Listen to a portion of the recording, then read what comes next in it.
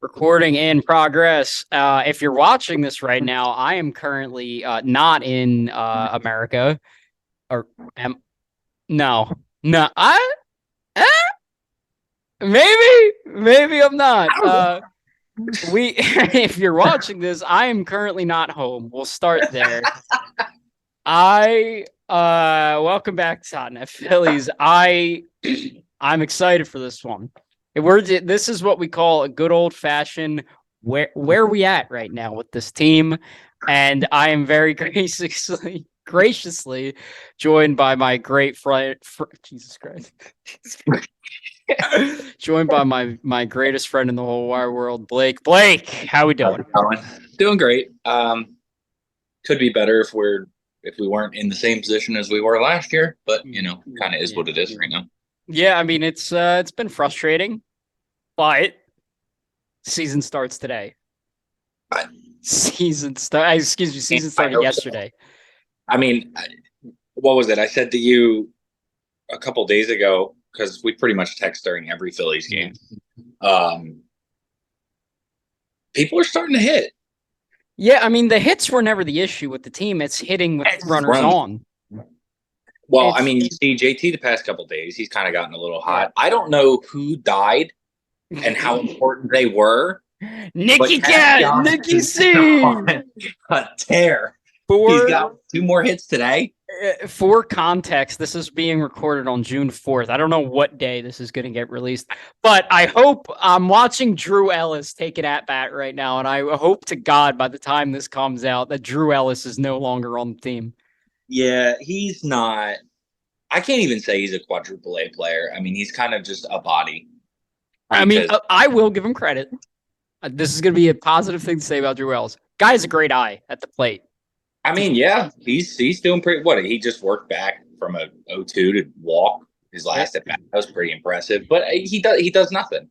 No, he doesn't do anything into a bad situation. Yeah, like I'm sure if he wasn't put into the spot he was in, then it would have been fine. But did you see the news? Oh my God! Did he just go yard? That's a home run! Oh my God! All right. I'm Drew Ellis' biggest fan now. I'm getting his jersey. Drew Ellis, come on! No way. I'm so excited for this. All right, so now he's a guy. Now he's a dude. Drew Ellis, come on! All right. Anyway, do you see? I'm gonna talk about it on the episode that comes out today. About Zach Plesac getting released by the Guardians. All that. What do you think about that? I don't know. I haven't really seen too many of his stats. I haven't seen like what his extended numbers look like. He's been an innings eater. He has like 150 innings the past couple years to like a 4. We kind of need that. He's been abysmal this year. So he's Zach Eflin. Practically, yeah. We could use Zach Eflin right now. Just with knees. Yeah, he's Zach Eflin with good knees. Yeah. I mean, do I think another team below us is going to jump on it? Probably. Are there many of those? It's just going to be the Padres because always the Padres. What? Don't they have like 64 pitchers on their major league staff right now? Like, why 65?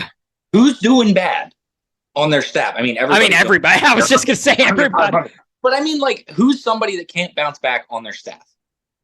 So they got Yu Darvish, Blake Snell, Joe Musgrove. They just paid a lot of money to. Yeah, Joe Musgrove. Michael Wacha also paid him a lot of money. Who's their fifth starter? So he's going to get replaced by Zach. It's Darvish, Snell, Musgrove, Wacha. Who's their fifth starter? I don't know. Is it Robert Suarez? No, he's a relief pitcher. No, because I remember there was Did Casty just go yard? No. Okay, never mind. Sorry. Damn it. Yeah, you're like 1 second ahead of me. Yeah. The way he kind of pimped that was ridiculous. If you see me and Blake talked about this before we started recording. If you see me looking here and you see Blake looking there, the game is on. So all right, let's dial back to kind of the season as a whole. It's been extremely unproductive. There hasn't been a lot of positive It's been a things. letdown. I mean, it's been one of the bigger disappointments. I think you look at, I saw somewhere on Twitter somebody comparing this team to like the 2018 team in terms of expectations and not meeting them. And I said, sir, did you watch the 2018 Philadelphia Phillies? I think a better comparison would be this is the 2010 Phillies, because 2009 Phillies went back to the World Series. 2010 Phillies made the playoffs, obviously, but they didn't live up to expectations, and it was all downhill from there. They let a lot of people down, but that's when we were used to excellence. We got a taste of it, and then we signed a great player in Who's Trey hitting Turner. I'm 230? sure we'll talk about that. Oh, yes, we will. Oh, yes. Don't worry. We'll get to Mr. Turner. And everybody was all hype about it, and revamped bullpen and starting Bullpen's been great. on Walker and everything like that. And then we oh yeah, we're gonna go running out of the gate, and then we fell. And we just haven't been able to get back up. Was Rhys Hoskins getting injured the single worst thing to happen? Was he the straw that broke the camel's back? Yeah, because everybody talks about it. He is him, Schwarber, and Harper are like the locker room glue. So when you lose one of those, somebody else has to step up. Yeah. Now, who that is, I don't know. They haven't really talked about it out for the media, but it seems like something on this team is missing. There's no fight. It's just you see it like late in games, like Turner's having a bad game, like he has I don't know what he looks dejected. I don't know what kind of voodoo magic has been working, but how come big spots always find Trey Turner no matter what? Him and JT every opportunity to get out of this, and he's just like, "Nah, I don't want it. No, nah. I don't really I'm good. Feel like it." I think it comes down to, you had the Reese injury, but then you fill that with Derek Hall. Derek Hall goes down a couple days after, or excuse me, a couple days into the season, and then you kind of have to fill in. And I even said this on my last episode of the date of recording. I got to keep remembering that this is not going up today. It was, I said, the Phillies built this team in terms of a bench to be very, very good as bench players. Those bench players now have to be role players because of all the injuries. And, we see with known slugger Drew Ellis right now at first base. And, Sosa hasn't been bad. Sosa's been about exactly what I expected from him. And I hope Josh Harrison never wears Phillies. He had a few hits yesterday, but that's regardless. An RBI yesterday. I mean, that's probably the highlight of Harrison's Phillies tenure. Where were you during a nice little weak round? Oh, he bobbled it. What an idiot. What an idiot. What an idiot. What an absolute. Oh, man. Is that who is little that? hard piece. Who's that? Well, who's Bear? Who's that? But so one of the glaring issues of this team right now is starting pitching. Nola hasn't been Nola. Wheeler is so hot and cold right now. Walker has been more good than bad, and I've been saying that. He's been consistently a number 4 starter, not a number 3. He's been consistently. We signed him to be the 4th starter. Ranger has been better. His past 2 starts have been really, really good. Still not the best. Yeah, but I mean, the guy didn't have a spring training. You got to, you know what I mean? And the 5th starter, there is none. So, there's a whole bunch of people who because before we started this today, I was just trying to rack my brain on who the hell we could go after at the trade deadline. I came up with some names, and I came up, by all means. You have Eduardo Rodriguez on the Tigers. I don't want that contract though. With the way that he's pitching right now, I do. All I right. mean, he's got a 2.13 ERA. That is leagues bound than anybody that we have.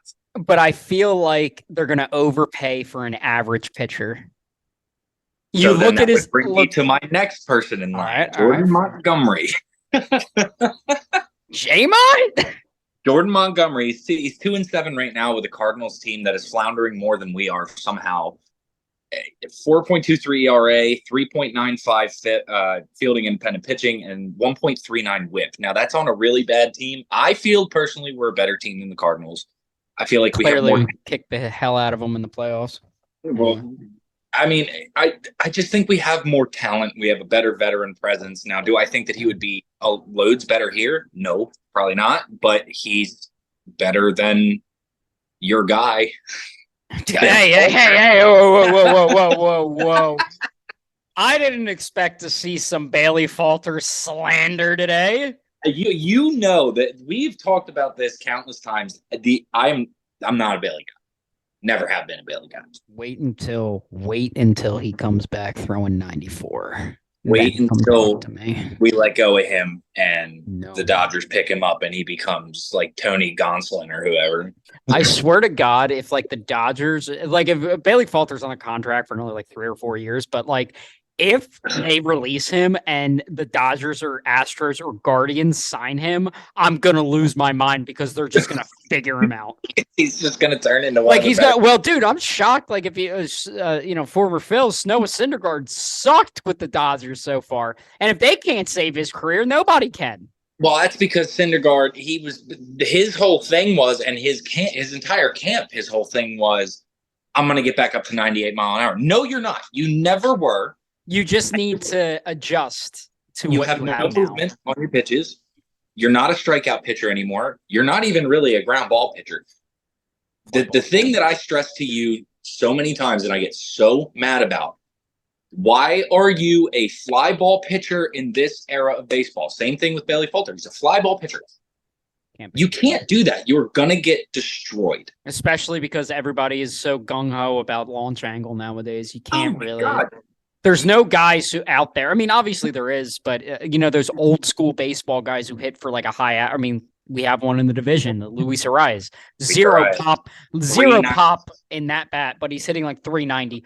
390. It's ridiculous. In this part of the season, batting 390. Mm-hmm. I mean, yeah, I'm a Bailey guy. Just let him cook. Just let the Lehigh Valley Iron Pigs cook, and he's going to be the next Jose Alvarado, and you can thank me later for that one. If he goes to the bullpen, maybe.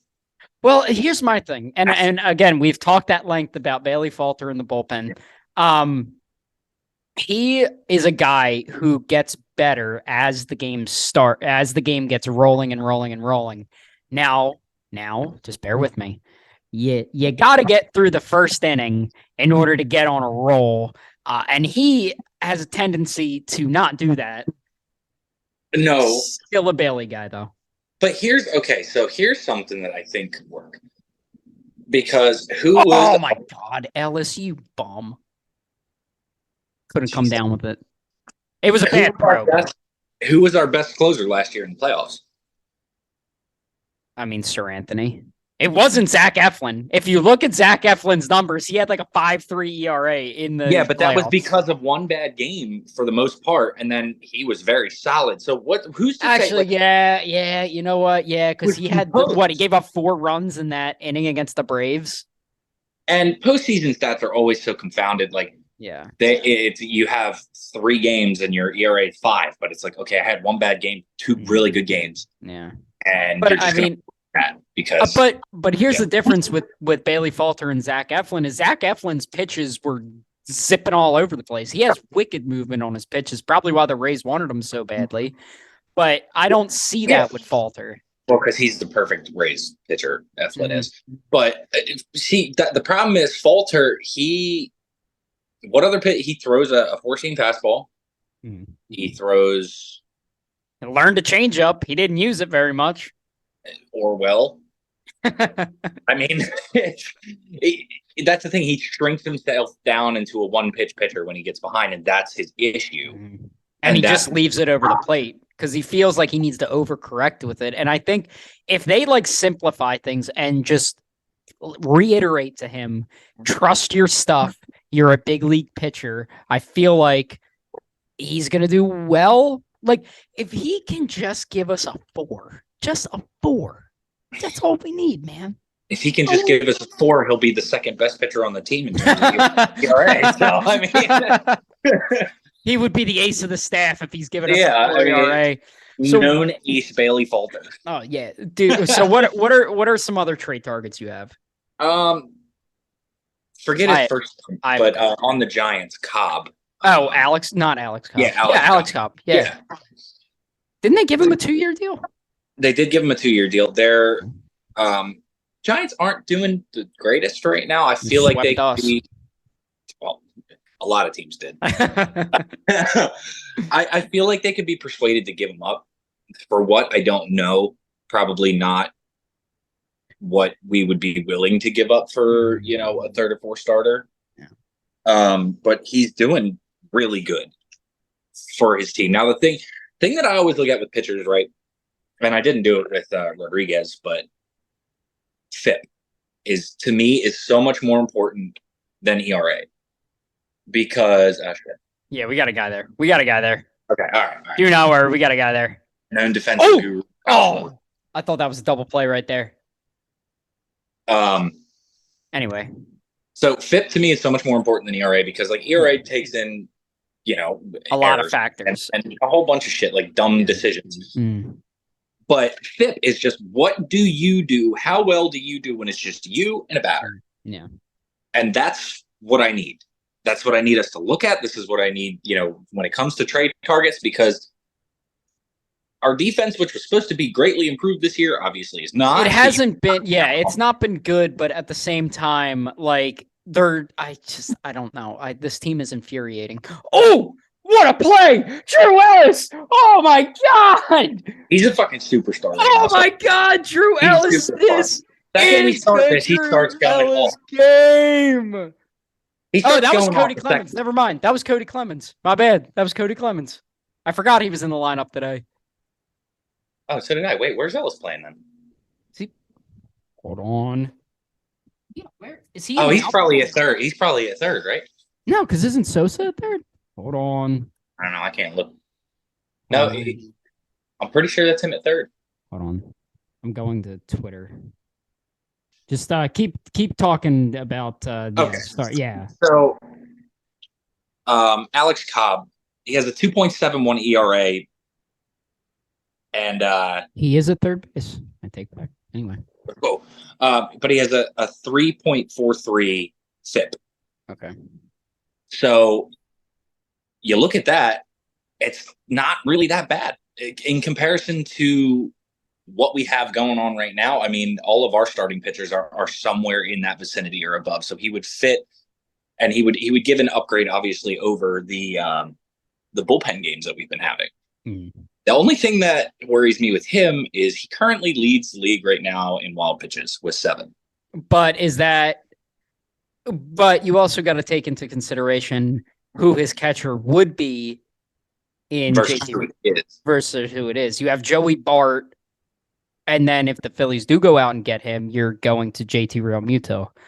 Yeah. Who maybe, I mean, obviously I haven't seen, any of Cobb's starts and the context of the wild pitches, but you would think they might go down if JT's able to get to some of those balls. I mean, you would hope so, because JT is better defensively than most catchers in the league. He is the best defensive catcher. I'll die on that hill. Okay. Yeah. I mean, I'm not going to sit there and argue because I haven't really looked at defensive numbers for catchers so far yet, but that's something I want to do. I mean, he would be an upgrade, but I think he would cost a little bit more than what we would be willing to. It would definitely be an overpay for a guy who's having a really good year on a 2-year deal. You're buying not only the good year, you're buying also another year of control. It's Kyle Gibson. Yeah. No, I literally think that would be the Kyle Gibson trade. And then if next year, say you would trade Griff McGarry and another low-level prospect to get Cobb, and I guarantee Cobb regresses in that second year. Probably. He probably goes back down to a norm of a 500 pitcher, It's somewhere in the vicinity of like a 4.2 ERA. And I just worry about an overpay. Like, and that's my thing with Erod too. He's like a career 4 ERA guy having but an Erod excellent also year. has previous great years. I mean, Well, he yeah. did 6th in the Cy Young ranking. Yeah. 3rd to last year with Boston. He won 19 games or something like that. And the year before that, he won 17. So it's like, if he's on a good team, he's a good pitcher. But the reason why I'm so, I would go after him, like why I'm highest on him right now, is because he was a really good pitcher on a great team. Now he's the best pitcher on a bad team. So it's like he shows that he can do it on both sides. And what better team to be middle in mediocrity than the Philadelphia Phillies? I'm in. Do it. Give me Erod. But then the last pitcher that I have. Mm-hmm. If it's not who I think it is, I'm gonna lose it. Go ahead. Were you thinking of Marcus Stroman? No, honestly, he was not even on my radar. Really? Nope. Marcus Stroman. The Cubs are kind of in purgatory. But I feel like they wouldn't part with that guy.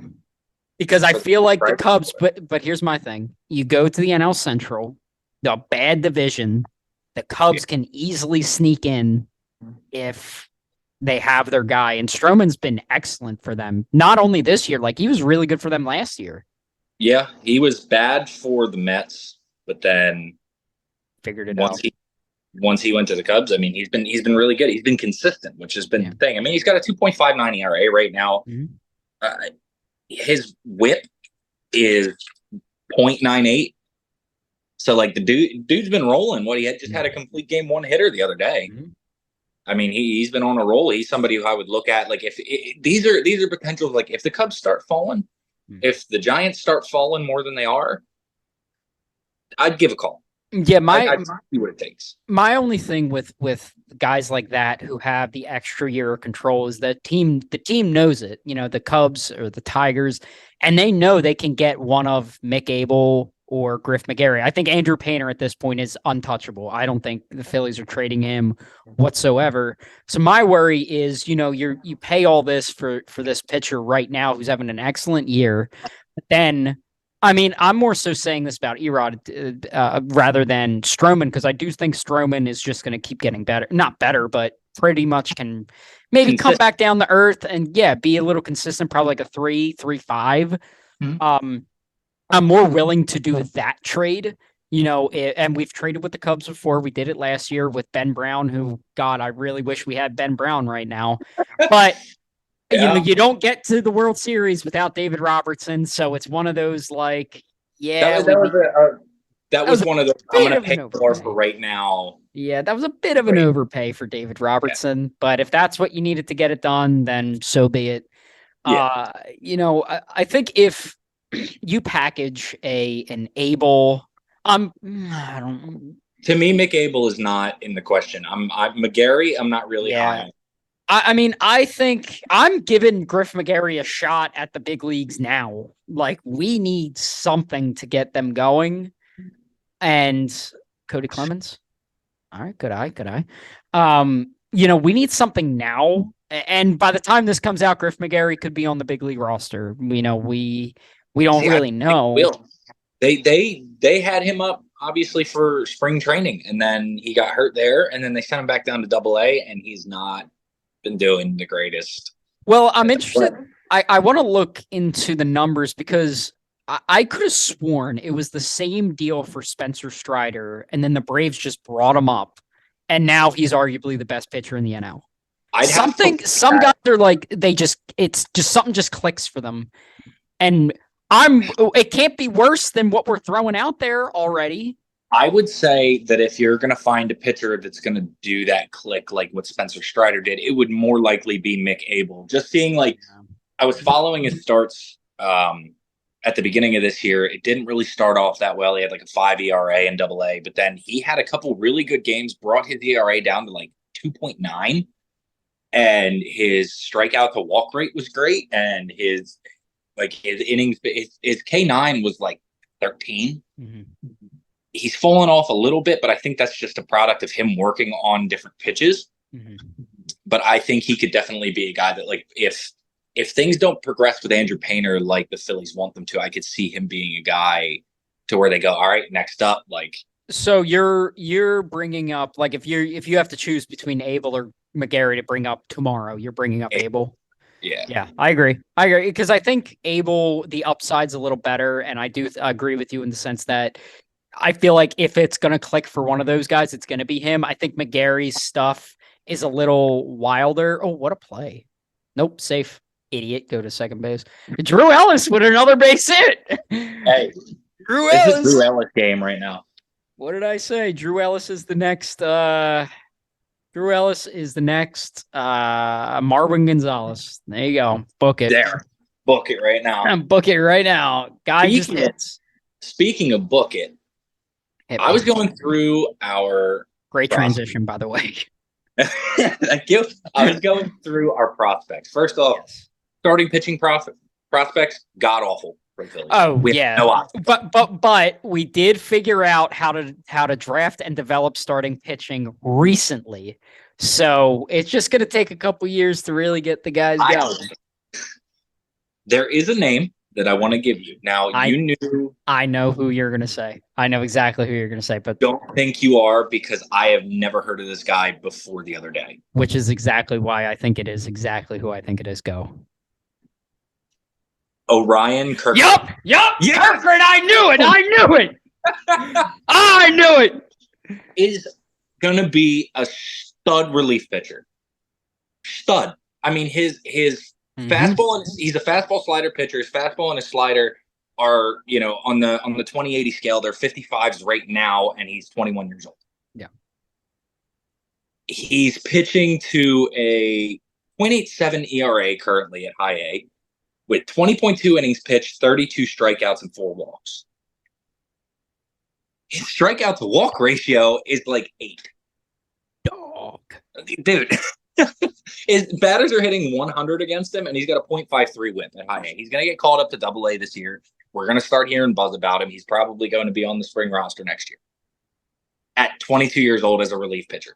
Yeah, I mean, I knew exactly. As soon as you said you're probably a guy you never heard of, I'm like, oh, you want to make a bet? Like, you want to make a bet? I saw he exploded into our top 30. Into our top 30 prospects. It was insane because I look at those all the time. I've never seen his name before. Yeah, I mean, it's awesome to see that there's guys that can just figure, like, just something clicks and they just start whipping it. And I think is he stretched out as a starter, or is he strictly a reliever right now? No, he's strictly relief. He's got 18 appearances. Okay. Starts. He's finished 6 games though, so I mean, he could be a closer. I'd probably be more inclined to use him in like a 7th inning role, kind of like as a Brogdon-esque guy. I'd go stopgap, like oh, pitcher's gone 7. We need somebody who's going to shut down inning here. Orion Kerkering. Also, by the way, badass name. I was just, dude, I kid you not. I was about to say the same thing. Absolute electric name. Imagine Dan Baker saying that name as he's walking into the bullpen, 45,000 cheering. I'm getting chills just thinking about it. Yeah, he said, now pitching for the Phillies, Orion Kerkering. Yeah. Oh my God, that'd be great. If Kyle Schwarber hits a home run here, looking great. Okay. And now he just. All right. So here's what's going to happen here. There's going to be a bit of, we have like 9 minutes before this meeting's over. But what we're going to do is we're going to just keep talking for like 7-ish more minutes. And then the meeting's going to end. And then we're going to stop and then start a new one. For the people watching, it's just going to be a little bloop, just a little bloop. And we're right back talking about what we were. So that's just, if you see a little bloop, that's why. If you see a little bloop, no, you didn't. It's fine. You didn't. Exactly. But I think so. We talked about 5th starter, state of everything. What is up with Trey Turner? He is. I've said this to you before. It's the Castellanos effect, which I dread. I feel like it's just the Phillies effect at this point because I feel like it's all the time. Yeah, the only person it didn't happen with was Kyle Schwarber. He comes in here, which I went down a rabbit hole with Kyle Schwarber today. We'll get to Schwartz. Don't worry. Oh yeah. So I think it's just transition. Yeah. Now he got traded midway through the year to the Dodgers. He went to a team that excited him. You know, they were in a playoff race, whatever, blah, blah, blah, blah. So he was consistent. He was good. He comes to the Phillies. There's so much hype around him. He goes World Baseball Classic. He's Captain America out there. And then he comes here. He expects to do the same thing. Oh!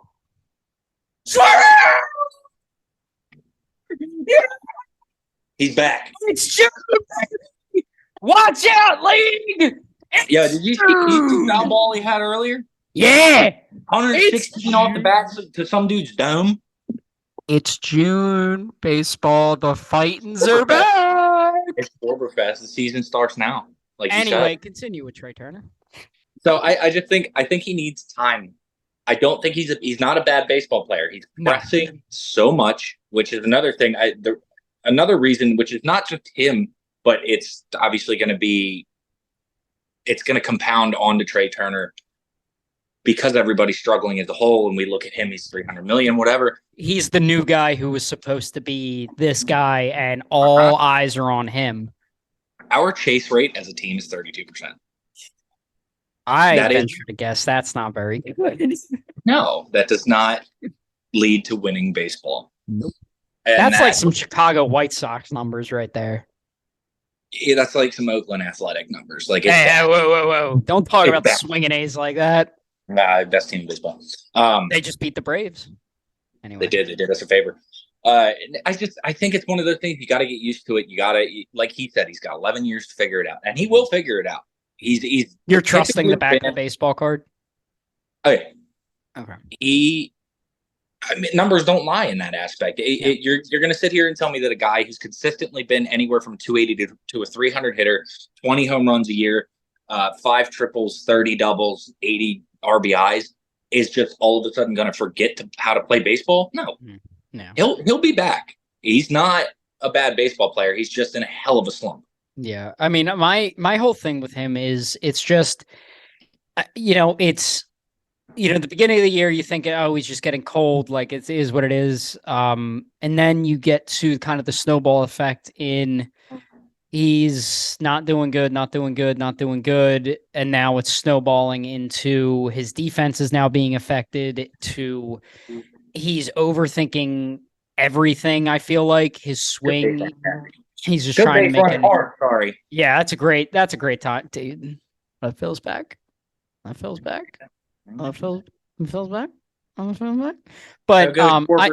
the Phillies, I guess. Yeah, I guess. But I think it's just a snowball effect of everything.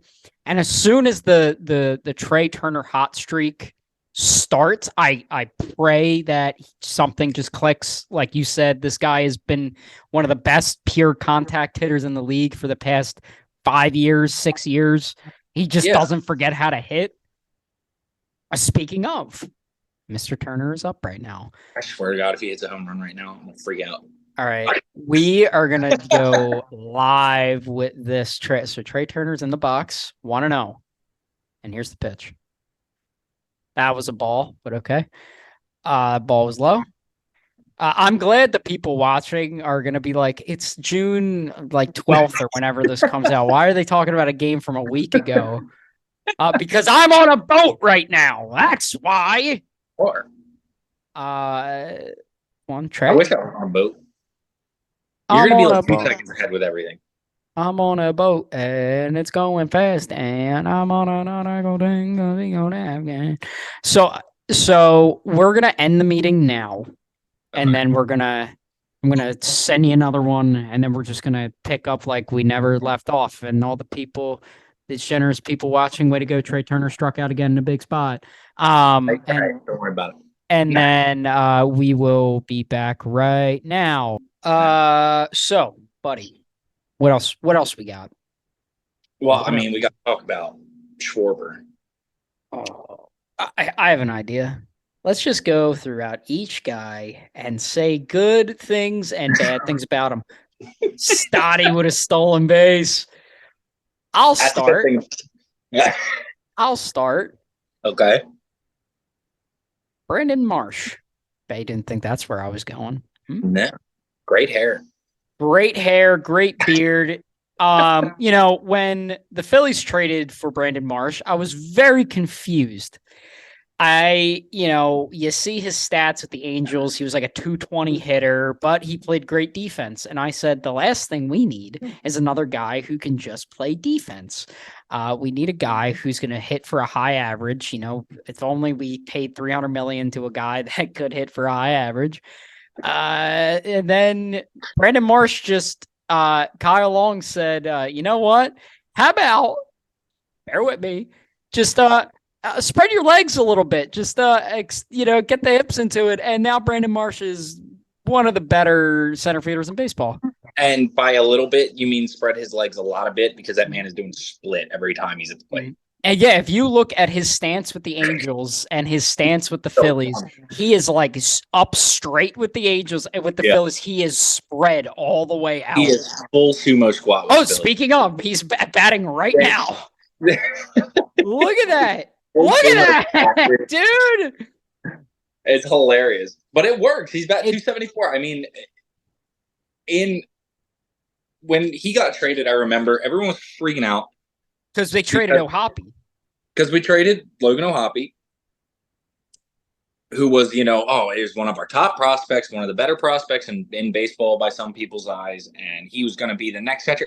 He was blocked by JT. JT was not. He would, if anything, he would get 100 at bats a year, like Stubbs is going to get, except Stubbs is proven. Well, I was just about to say, you better watch your mouth if you're going to talk about Garrett Stubbs like that. He's proven. He's a good fill-in. He's a good, day game Stubbs. Oh my God, that glove that says day games on it. He is so self-aware, and it's hilarious. But he's okay. That's the thing, is he accepts his role, and that's now Logan O'Hoppe was 22 years old, and everyone was excited about him, and he was doing all right with the Angels before he got hurt, unfortunately. But that was one of the most even trades, because the Angels had a needed catcher, so we traded him O'Hoppe. And we had a big need at center field. Wait, you're telling me the tandem of Odubel Herrera and Matt Vierling wasn't getting it done? I love Matt Vierling.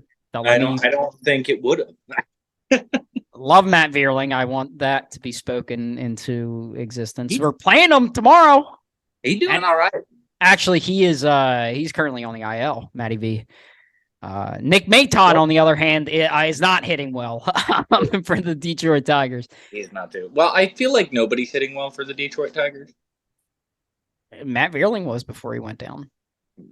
Well, in terms of, is there a 3 before anybody's batting average? Oh, over there in Detroit.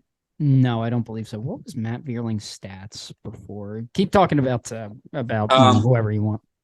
But I mean, the way that Brandon Marsh has progressed from last year to this year, and even at the end of last year too. I mean, K Long just said, what's the one thing you can't do is the easiest thing to hit is hit a fastball. Mm-hmm. And so he taught him how to hit a fastball. And that's why he jumped from, this 215, 220 hitter, this Mendoza line hitter, to a high average guy. Yeah, 270, 280 guy, and he's under control for the next 4 years. Yeah. 4 years. That I think is one of the, like you said, one of the most even trades in recent memory, not only for the Phillies, but in baseball. Like, we always talk about who won the trade. I also think the Gregory Soto, Matt Vierling, Nick Maton was pretty even one right now. Yeah, because they weren't going to play. They weren't going to play here. The Phillies needed a need and relieving, and Soto was great. He was an all-star last year. He was an all-star. He's been very good with us. I will say it. Gregory Soto has been really good for us. Cody Clemens, I talked about him on the last episode that was recorded. He's been very good. And they needed needs for young players and eager players to get out there. So I think that was also one of the more even ones. Now, the Noah Syndergaard for Mickey Moniak trade, maybe not. But if Mickey isn't the most unlucky player in the league, I feel so bad for that talking guy. About how bad we lost that trade. Yeah, but I mean, you got to look at. That's a foul ball. Mickey, he tried it here. We did everything we could. I think a change of scenery was good for him. And look, like at that time, obviously the Angels traded us their center fielder. We gave them our center fielder. I wouldn't call Moniak our everyday He's center a center fielder, I feel like, but yeah. But they kind of have a guy named after a fish out there in center field for Stop it. Who's what? No, yeah. Get out of here, dude. DFA him already in LA. God. I mean, we'll take him, I guess. I mean, I guess if you want to have an outfield we actually don't have a spot for him. We don't. Nah, yeah, I'm starting Margot try every night. Yeah, absolutely. But the Phillies don't get to the World Series without Noah Syndergaard, which is again is a sentence I never thought I'd say. That should get a run home. All right, lining it up. Stoddy. Oh, yeah, he got his hand in. That was closer than I thought. One of these times, I'm going to do a live stream of watching a game on YouTube. It has to be. Well, I don't know, man. Big Bad Wolf MLB might have an issue with that. Well, I wouldn't be. It would just be this, but I'd be just like talking like how we are, and then like kind of reacting to whatever's going. Yeah, MLB. Rob Manfred's going to get an Italian man to go break my kneecaps if I start. You would get. Oh, did you see that slide? Yeah. Woo! Just a little. How you doing? How you doing? How you doing? Keep it moving. Yeah. Keep it moving. But yeah, that's gonna close the book on Brandon Marsh. Who is your player to go into? I don't really know. I didn't really have anybody in mind specifically. I guess if you want to go, let's go to another young player that's really progressed. One that just scored, Bryson Stott. Somebody who started last year not doing well. He had Schwarber-esque numbers right now. He's batting, 170, 180. Platooning with Johan Camargo. Yeah. Hey, Johan was pretty good, though. He wasn't. At the beginning of the year, he was. Yeah, well, again, it's kind of like Josh Harrison. His stats are being carried by that Colorado Rockies series. But then we got a guy by the name of Edmundo Sosa, best utility player in baseball. Who loves Sosa? We all love Sosa. Bitches love Sosa too. And then Bryson Stott, he turns it around at the end of last year. He hit somewhere like 270, 280 to get his batting average up to low 200s. And then this year he just comes out, what was it, 15, 16 game hitting streak? I think it was 17, I honestly think, right? It was 16 or 17. Head out for the Phillies. Oh my God. Did Drew Ellis do it again? Drew Ellis!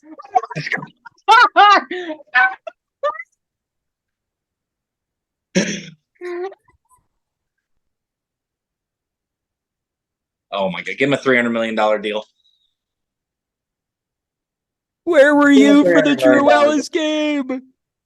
Where were you, Blake, for the Drew Ellis game? I was doing the greatest podcast of all time. Holy, yeah, thanks. Thanks, man. Oh my God, dude. Anyway, who were we talking about? Bryson Stott. Yes. The shortstop of the future. Yeah, I mean, he comes out this year. He comes out firing. And I mean, he's still slowed down a little bit. I forget what he's batting right now, but it's not bad. He's still in the 270s. Well, what I love about Bryson Stott is his defense. He plays so underrated defensively, I feel like. And you look, oh my God, Drew Ellis is bald. I didn't know that. Anyway, why would I know that? I've never heard of Drew Ellis before, like 3 days ago when he was added to the roster. But the title of this episode is going to be like the Drew Ellis podcast. The Drew Ellis game. But he's very underrated defensively, but even when he is slumping, he's still working great at bats. He never gives away an at bat. Well, there was a stat I saw the other day that it was like he's fouled off the most 2-strike counts, pitches in baseball. Yeah. It's like 120 something. Like unreal. He fights for every pitch. It's like you're not just going to get one by him. He's not going to be this lay down hitter. He's going to go out there. He's going to make you work. At the very least, he's going to run your count up.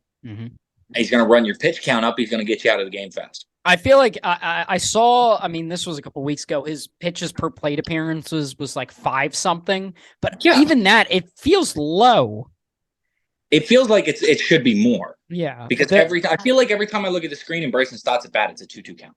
yeah, and it's like, dude, can you imagine? Like, and we saw it. We didn't realize how good we had it last year, but like him and Hoskins hitting like 1, and then Schwarber 3, and Hoskins, or excuse me, like if it was Stott, like Schwarber, I know they wouldn't do it, but Hoskins 3, you're looking Yeah. at potentially 30 pitches before the first inning's over, Oh and yeah. everybody's clicking.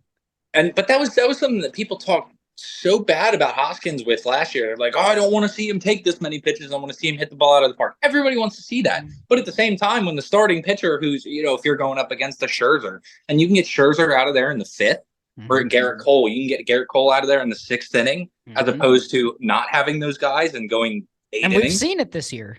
We've seen it this year. And you knew, like I always point to like the Zach Gallen game.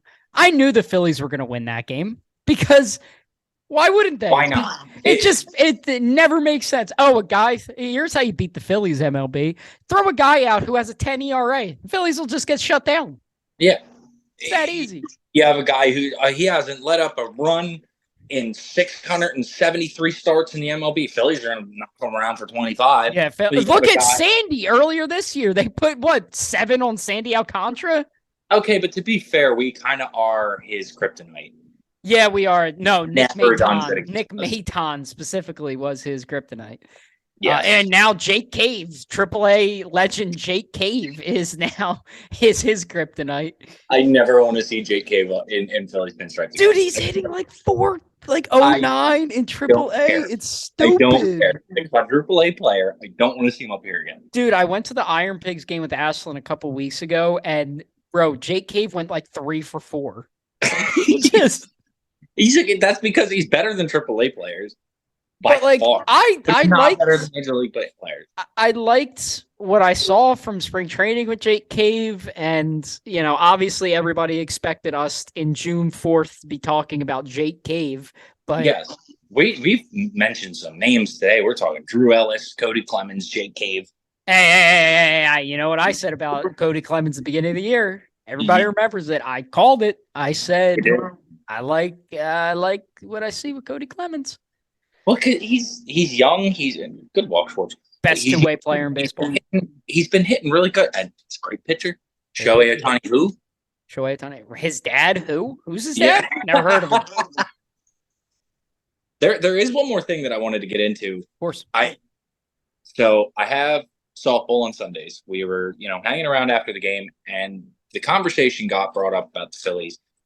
Something concerned me because I feel like it's a little sniff in the air of what's going to be coming through social media and through conversations with the Phillies.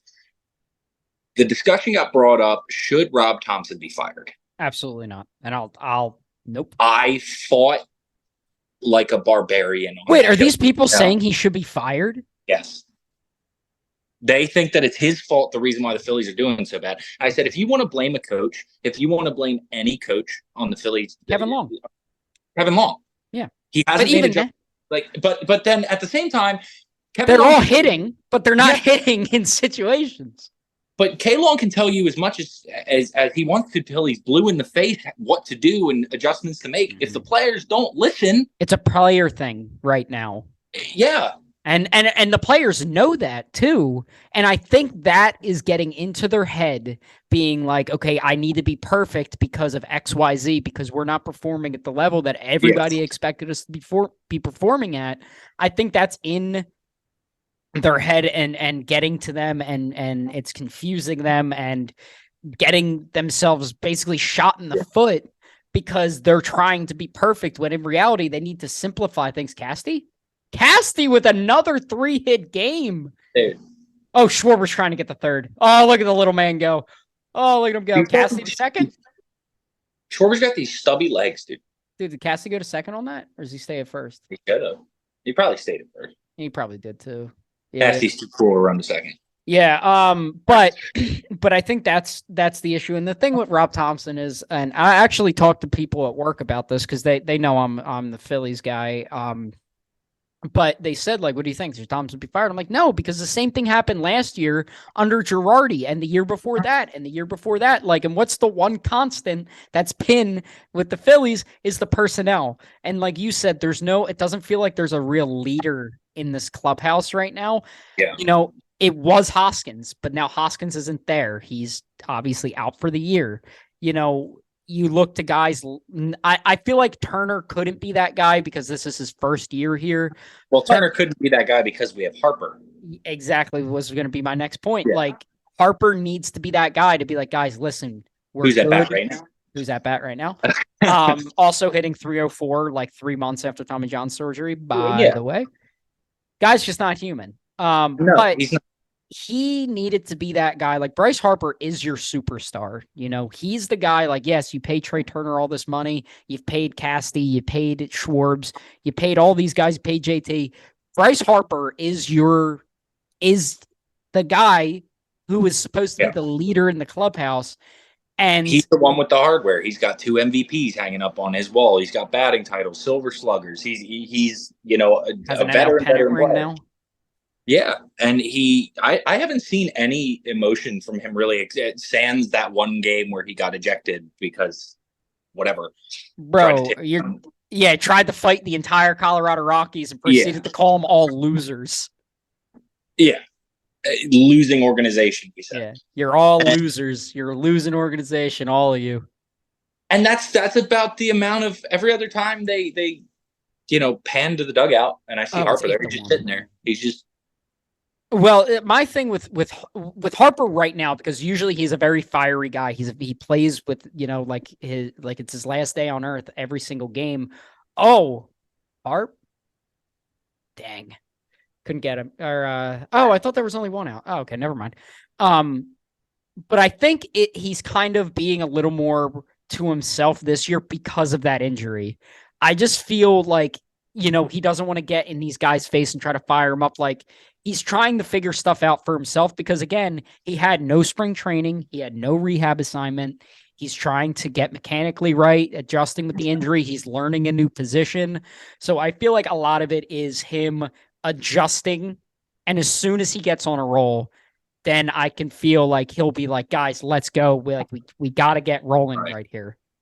Well, and the other player after him would be Schwarber, but like, how's Kyle Schwarber going to sit here and be a leader when he's batting 170? It's June. It is June. Now, if he comes out of June with a 200-plus batting average, he can be a leader. But if I'm a guy in a clubhouse right now, and I'm like, we're just not doing stuff right, nothing's going our way, and Schwarber's like, we'll get out of it. I'm giving him side eye. Yeah, be like, Schwartz, dude, you're hitting $150 right now. I'd be like, you worry about mashing ball over fence before you talk to me, who's batting probably 250, 260, about how I am. Who the guy who should be saying this stuff and has the pedigree to say it? Our right fielder, our Gold Glove finalist right fielder, Nick Castillo. Is Barkan wearing jeans right now? I don't like it. I don't like. Ew. I don't. Why are they so tight? Anyway, he lost 30 years. Yeah, he lost 30. Yeah, I'm with the cool kids now, man. Shout out to Mike Barkan. But I think but Casty isn't a guy to be very vocal. He's very to himself. Phillies have a lot of guys who are to themselves.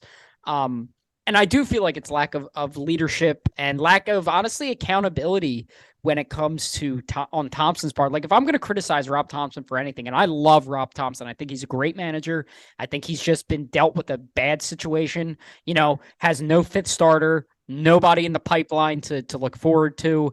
Stars aren't performing like stars. His batting lineup has been very inconsistent. The only highlight is the bullpen, which he has a lot of control over with guys being in certain situations. He's made perfect calls on who to bring into games. Well, that's a lot of the reason why. He did bring Connor Brogdon in instead of Sir Anthony Dominguez in that game. Hey, well, I gotta be honest. Sir Anthony Dominguez is not doing what he needs to be doing this year. I'm gonna pull up the numbers right now. They're not good. Well, yeah, I know his season as a whole hasn't been good, but I'm talking about like recently, bro. Yeah, I need last 7 games. I need to see because, like, dude, his Connor Brogdon's he's kind of like that ride him out guy. Bro, he's given up 1 earned run in his past 5 games. All right, maybe he's been better, but we've also used him sparingly. When was the last time you saw him out there?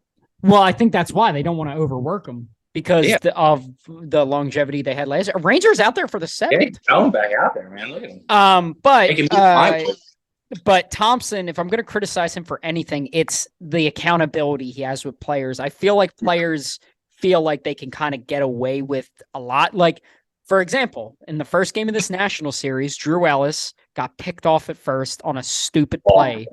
And I was mad.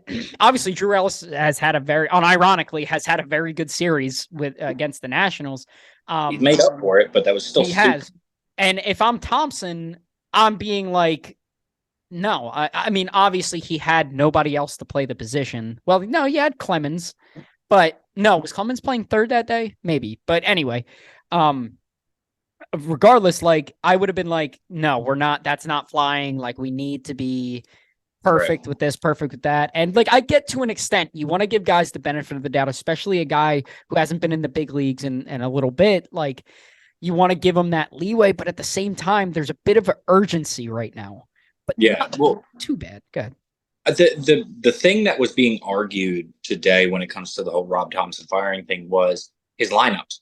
And I was confused, and I wanted that to be explained because I was like, what do you mean? They said, well, he's having Trey Turner back cleanup, and he's having Castellanos second, and these two guys should not be doing this. I'm like, what do you want him to do? He's tried every possible lineup combination this year, and none of them have worked. We have won 2 games, or on verge of winning 2 games in a row. Barring an absolute, utter New York meltdown. 2022 Mets James Norwood game meltdown. Yeah. They've won 2 games with the lineup of Schwarber, Casty, Harper, Turner. Who's batting 5th? JT? Or is it Stott and then JT? I think it's Stott, then JT. Yeah, but and then whoever, 7, 8. It's 9. Like, if this works, stick with it. If the second it starts not working, change it up. Mm-hmm. You got to get uncomfortable to get comfortable in this league. If you're not doing well, Schwarber, obviously, leadoff hitter. Yeah, because he's been smoking the ball as the leadoff hitter. And and especially, he had 2 hits yesterday. He's got 2 hits today in the leadoff, and a homer, a long homer. He is a guy I think has to stay as the cleanup or stay as the leadoff hitter. We've worked him in every situation and it hasn't been good. I don't think he's batted leadoff at all this year, has he? Other than these 2 games? Oh, we got receipts. We got receipts. This is my rabbit hole that I went down with Schwarber. Ah, yes, the aforementioned rabbit hole. Yeah. So it was about him being in the leadoff spot. He is the best leadoff hitter in baseball. Yes. Statistically, or are you just saying in general? Just because of what he did last year, and now obviously what he's shown you he's going to do in the leadoff now, especially because it's June. I went and I looked up what's expected RBI from leadoff. Mm-hmm. The expected RBI from Rotograph, which if you haven't gone through their website, do it. Okay. It is baseball nerd heaven. Okay. Per Rotograph, the expected RBI from the leadoff hitter is 73 per 600 at-bats. Kyle Schwarber had 94. So he's 21 RBI above expected per 600. He had 577 at-bats, equated the 73 RBIs equated out to that was about 70. So now he's 24 above? So you take that 24 and the average for a 3-hole hitter, which if you moved him down, because his year last year was so underrated, if you moved him down to a 3-hole, the math that I did on it, the difference in his RBI, because he had 94 with 46 home runs. That's just not, you don't see that. Mm-hmm. He would have had around 130 RBI last year if he was probably more if he was batting 3-hole. That's some MVP votes. Oh, what a play. There's 1. There's 2. Drew Ellis again. Oh my God. Who are you, Drew Ellis? This is a coming out game, dude. He's gonna be on fire. That's the title of the episode right now. Who are you, Drew Ellis? I'm gonna Yeah. text that to you right now so I don't forget. Hold on. Let's continue. But I mean, and you would think like I'm thinking about it too. Average home runs for a leadoff hitter. What you would say about 20 is a good number, right? Per season in this home run era. So he hit 26 home runs above average there. Yeah, And then he comes back into leadoff. He doesn't. He goes into 3-hole this year. Obviously, shows you he can't do it though, which is unfortunate because if he could, he would have MVP votes, like you said, but he can't. So we put him in the leadoff. I'm okay if Schwarber goes out here and he bats 225 in leadoff and he hits another 20 home runs, 25 home runs this season, and gets you 50 more RBI. I think Schwarber's the best spot for him is the leadoff spot. I think his most value is at the leadoff spot. And then everyone's like, oh, well, he should be batting third because of RBI situations. Well, if the guys ahead of him aren't getting on, you might as well just bat him leadoff. The problem so Schwarber is in the Joey Gallo field right now of complete and utter 3 true outcomes. Strikeout, home run, walk. Yeah. That's it. You're going to get one of those 3 things with Schwarbs. What is the best place to put somebody who does that? Leadoff. Why? Not only if he strikes out, now you got him out of the way for the rest of the lineup, but if he walks, now you have a man on base for somebody else who's most likely a contact hitter to move him over. And then say somebody behind him over, power hitter, Bryce Harper, to get him in. Now, what do we do at the 4 spot? Because listen, if JT gets on a roll, I'm moving JT up to 4 and Turner to 6. Yeah, JT to 4, Turner to 5 or 6. One of those. Yeah. Speaking of, but here's the thing though: if Trey Turner gets hot, putting him in 2-hole. I don't know. I'm keeping Schwarber in the leadoff spot. Like Trey Turner will have to be hitting 500 for 2 weeks straight for me to move Schwarber out of the leadoff spot. I'm not saying to move him into leadoff spot. What are you swinging at? I probably keep him at 4. Turner you're talking about Turner. If he gets hot, yeah. I'm not holding my breath for the Trey. That's the base rate that I was talking about. Oh. Right into his glove. All right, make contact. Hard contact. There it is. Oh, God. You got anything else? Let me check. We're checking the notes. And then as soon as we're done this, I have to record another one talking about the National Series. Yeah. I mean, I don't really have too much else.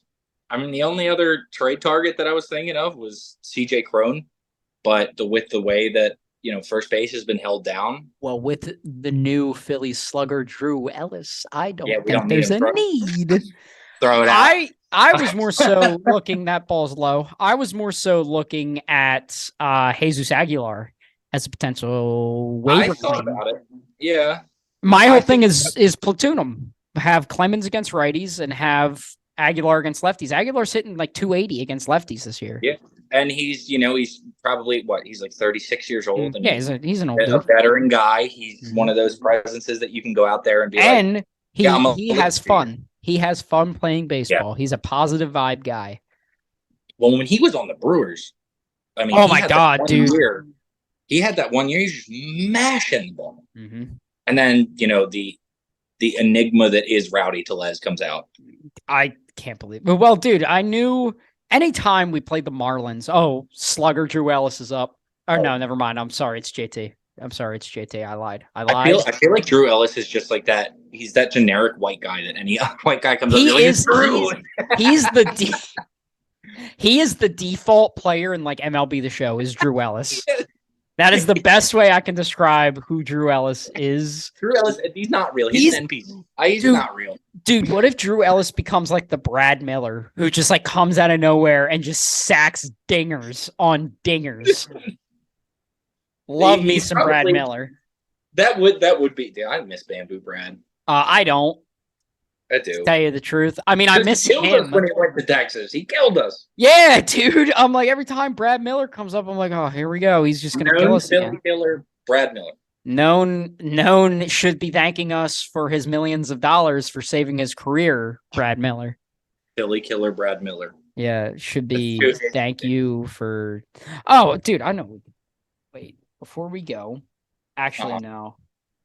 Wait, never mind. I take it back. I can't get to it. Never mind. Um, but that's gonna wrap it up for us, Blake. Yeah. Thank you very much for your time, for your enjoying this. I'm sure this will not be the last time you will be on. Once the Phillies are World Series champs and on a roll, baby, that's Oh, will be. I'm gonna be a menace. I will be a menace, knocking down your door to get back on another episode. Thank you for having Let me in, let me in. Thank you for having me on. I really do Yeah, appreciate it. You know, I've been trying to get on this for a long time. Thankfully, we made it we, work. we found a time to make it work. Yeah. Found the time to bring us together. Well, But talked about it enough off, off you know, where it's like off recording. we should just talk about it at this point. Yeah. So thank you everybody for watching. But that's a double play. Classic like peanut butter and jelly, JT and double plays. But the next time I record, it's probably going to be a big episode because there's going to be 2 series I'll have to go over. I don't know who we're playing at that time. I'll have to look. But there's going to be the episode I record today at June 4th, talking about the Nationals, the Tiger series episode, and then I'm gone. This episode will come out not this upcoming week, but when I'm on vacation, and then another episode. There's gonna be a lot. It's gonna be a lot, but I'm gonna figure it all out. It's gonna be great. But yeah, A lot of moving parts. But thank you for watching, and yeah.